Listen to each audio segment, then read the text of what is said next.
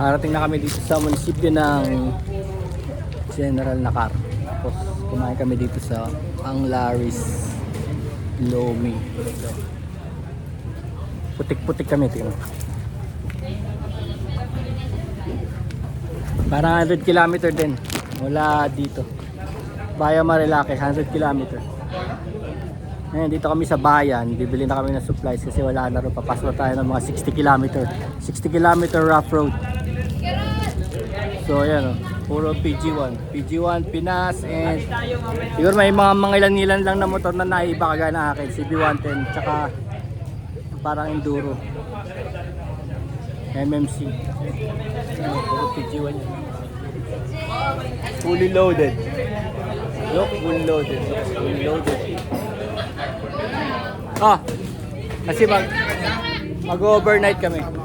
Mag-overnight kami. Sabi ko na nasa hipro na ako. Kunin mo yan. Coconut pancake.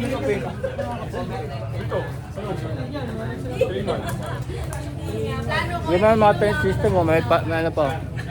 Para sa ilalim. Ito malamig. Ako naman yung tent ko nasa backpack pero may dala akong ano. Kumot.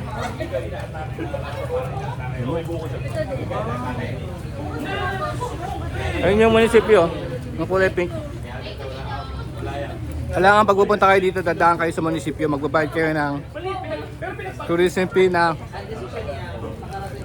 80 pesos. Tapos mag-head count kayo. Para alam ng munisipyo na pumasok kayo. Di ba natin, no? Para alam ng munisipyo na pumasok kayo, i-count tayo. Pupunta ka ng tourism office ng General Nakar. Doon. May ano ba? May bayad. Pag may problema ba, may rescue? Hindi. Alam ko wala eh. Ah, wala Pwede pa. naman siguro mag-request. Pero Alam ko may pirma tayong waiver doon, di ba? pero Wala kami waiver. Kasi 60 km rough road. Pacific Coast. Masanga Point.